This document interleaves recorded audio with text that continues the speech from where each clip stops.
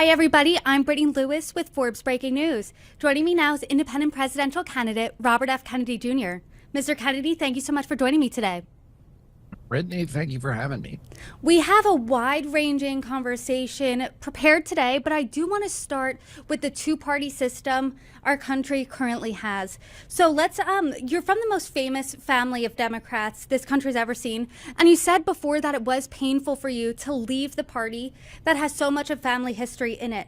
In an interview for Forbes in September, you were still a Democrat. So can you talk about, as an independent now, how you're carving out a different path that's different from Republicans and different from Democrats? Yeah, I was actually thinking about this morning, but I grew up in a Democratic Party that it was very clear about its values. It was rooted in the American middle class and the promise of America that if you worked hard, if you play by the rules, you can buy a home, you can take a summer vacation, you can raise a family, you could put something aside for your retirement on a single job. The Democratic Party was the champion of constitutional rights, including free speech. The Republican Party, in contrast, was more concerned about security and was more willing to broach the edge of censorship and surveillance and police powers of the state. The Democratic Party was anti-war. It was pro-environment, and not just climate change, but it was habitat protection and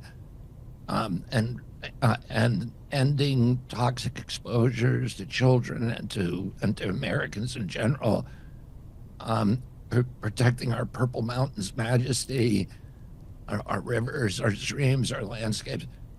These were all the values, and avoiding this corrupt merger of state and corporate power that, from the beginning of our democracy, the framers of the Constitution, our great visionary leaders, were warning against that the power of corporations, that corporate power could actually overwhelm democratic power and our democratic values. Teddy Roosevelt said that America would never be destroyed by a foreign enemy, but that our institutions would be destroyed, subverted from within by malefactors of great wealth. So, and those were kind of democratic values. Roosevelt was a progressive and left his party in the end, became an independent. But in 2008, President Washington, in his farewell address, warned about partisanship and that the parties would be captured by corporate donors, etc. And in 2008, the Supreme Court passed the Citizens United decision, and that decision released a tsunami of corporate money into the political process. And I would say that I would trace the kind of terminal corruption of the two-party systems to that date. And that case is very, very hard to unravel.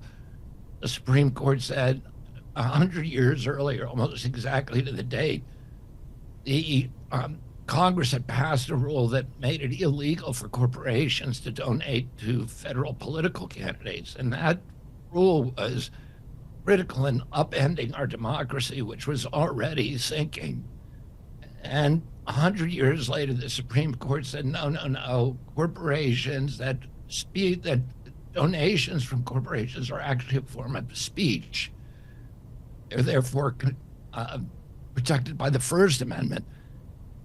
And Congress can't legislate against them, so Congress can't pass any meaningful campaign finance reform. We're the only country in the world that does that. And unfortunately, both parties have now been captured by the corporate machine. Both parties are funded by BlackRock, State Street, and Vanguard. The pharmaceutical companies by the military industrial complex, by the oil and coal companies. And our political leaders are responding to their check writing capacity rather than the needs and the demands of the American people. And the parties really are not that different from one another. They're different on the culture war issues, which are issues that are used to, to manufacture the pretense that there's a choice between the two parties. The big issues, the issues like the budget deficit, the war, both parties are now the war parties. Both parties are the spending parties. Both parties are the parties that have presided over this dramatic rise in chronic disease. Both parties have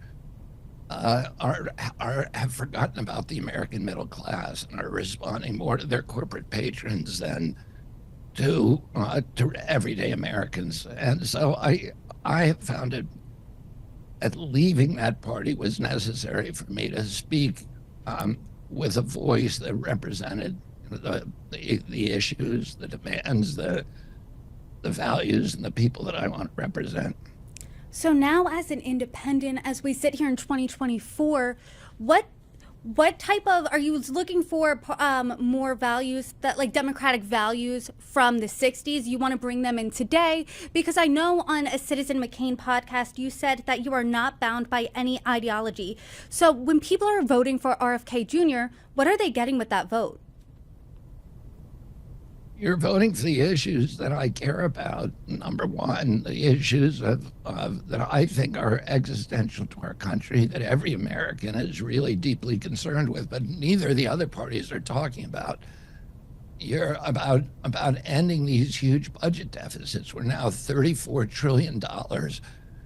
President Trump added $8 trillion to that. President Trump in 4 short years added $8 trillion to our debt. That's more money that he spent than every president combined from George Washington to George W. Bush, 283 years of American history. President Biden is now in a race to catch up with him. President Biden is adding $1 trillion to the deficit every 90 days. And the servicing that debt, Brittany, now costs more than our military budget. Within 5 years, the cost of servicing the debt will devour 50 cents out of every dollar that we raise in taxes. Within 10 years, 100% of every dollar that we raise in taxes is coming from that. Neither President Biden or President Trump can address this issue. President Trump promised he was going to have a balanced budget, and he did exactly the opposite. Neither of them can do anything about it because they're the ones who ran up the problem. I am the only one that's talking about a plan for reducing that debt, and that ultimately is the only way we're going to reduce inflation, which for every American, basically that is the biggest issue right now. The $4 loaf of bread, $4 milk, the $6 gasoline, and the homes that our children can't afford anymore. Neither of these presidents can deal with the chronic disease epidemic, which I have a plan for ending very, very quickly. Chronic disease, when my uncle was president, affected 6% of Americans. Today it's 60%. No other country in the world has a chronic disease epidemic. We're the sickest nation on earth. And we pay more for healthcare than any other country. When during the pandemic, we had the highest death rate from COVID of any country in the world. We have only 4.2% of the globe's population. Why did we have 16% of the COVID deaths? CDC says it's because we have the highest chronic disease burden. Well, but why isn't anybody talking about that? Why isn't anybody talking about the fact that diabetes, when I was young, a typical pediatrician saw 1 case of diabetes in his lifetime. Today, 1 out of every 3 kids who walks through a pediatrician's office door is diabetic or pre-diabetic, and nobody's talking about this and what we're going to do about it. When I was a kid, well, right now, today, in my generation, 70-year-old men, 1 in 10,000 of us has autism. Why is it that in my children's generation, 1 in every 34 kids has autism, 1 in every 22 boys? Where did all the food allergies come from? The juvenile diabetes, the rheumatoid arthritis, all these autoimmune diseases, all the neurological diseases, all the allergic diseases, and the obesity. and have suddenly disabled an entire generation. It is the biggest problem. It's $4.3 trillion a year it's causing us, 5 times our military budget. And not a single person in the federal government is talking about how to end it. And it's not complicated. We can do it. We got to end the toxic exposures that are causing it. And that's what I'm going to do with NIH. I'm going to end the polarization. Which is, I think, most Americans are sick and tired of the hatred, the anger, the vitriol, and our political debate, our political conversations today are non-existent. And President Trump or President Biden can't do that because they feed on that anger. They feed on the vitriol. They are the products of it. They're telling us to hate the other person. And, I also would say that I don't have any confidence. I don't think most Americans do that President Trump or President Biden can deal with these new issues, the emerging issues like blockchain and AI. AI and blockchain are new industries. They actually have a tremendous promise to provide us the kind of growth and revenue that can get us out of this deficit crisis. But our solution to AI and blockchain has been to drive them out of the country, to overregulate. We need to regulate them. We need to make sure that AI serves the American public in actually keeping its government honest. We don't want it to become an instrument of government to control and enslave us. Elon Musk famously said that AI is going to steal our jobs and that it's going to kill us. And that very well could be our future. We need a president. It also could provide tremendous prosperity and tremendous improvements in quality of life for the American people. And we need a president who's thinking about those issues now, who's planning for them, who's not driving blockchain abroad. In the past 2 years, 1,200 new cryptocurrencies have registered in Switzerland. They have a net worth of about $390 billion, a collective net worth. Well, they should be starting here. We drove them to Switzerland. We've driven them to Singapore. We're driving them to China, to the rest of the world, and blockchain is the future. We need to keep it here like we kept Silicon Valley here.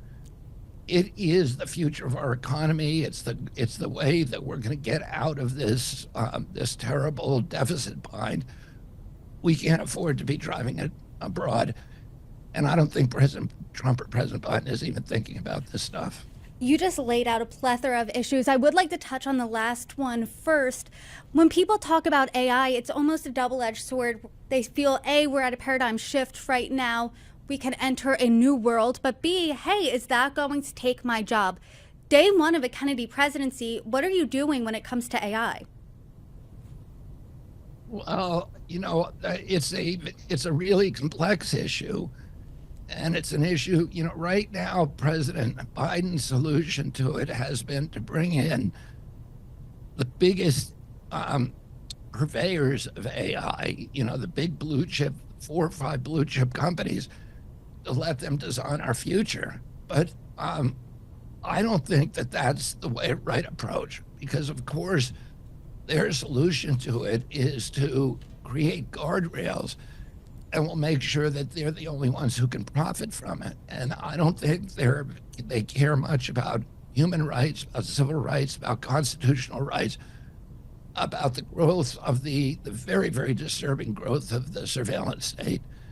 And that AI is going to give the capacity to our intelligence agencies and intelligence agencies around the world to control human behavior, to control human perception in ways that no other generation in the world has even imagined. It's been the ambition of every totalitarian state in the history of mankind to control all of our movements, to control every aspect of human behavior, our interactions with each other, our transactions, our communications with each other, our movements. But they haven't been able to do that. But today, within 3 or 4 years, they're going to be able to. And this is a frightening thing for us. So we need to do a number of things at the same time. We need to build up our constitutional protections, not be dropping those barriers like we have in the past 4 years, to make sure that our constitutional rights and our freedoms are guaranteed. We need to make AI transparent. We need to require the big social media sites and anybody else who uses AI to make their algorithms transparent, so that we know at least we're going to be manipulated. We ought to be able to know how we're being manipulated, and we can only do that if we have transparent algorithms. We need to make treaties with other countries around the world, because even if we regulate in this country, it's going to be all over the world, and everybody can develop it. And we need to actually sit down with people who we are not talking to today. President Xi in China, President Putin in Russia, the rulers of Iran, and countries all over the world that are now developing very, very high performance AI that is very frightening. And we need to be talking to all of them and making sure that we develop treaties that protect humanity. We need to do the same thing, by the way, for bioweapons.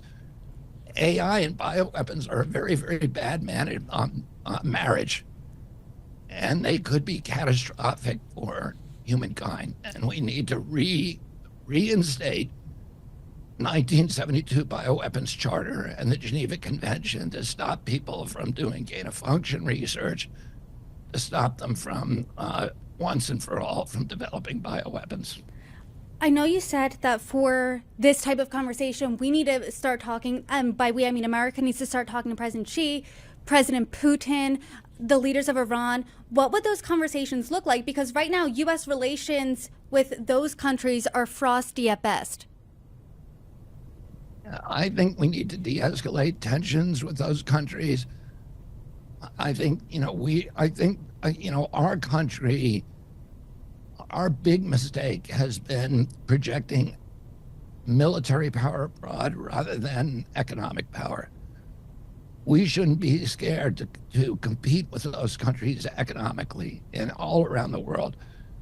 But instead, we've spent $8 trillion over the past 20 years bombing bridges, ports, schools, in war after war after war. Every country that we've acted in is worse off than we found it. Americans are less safe in our own country and all around the world. We have fewer freedoms because of our military activities abroad.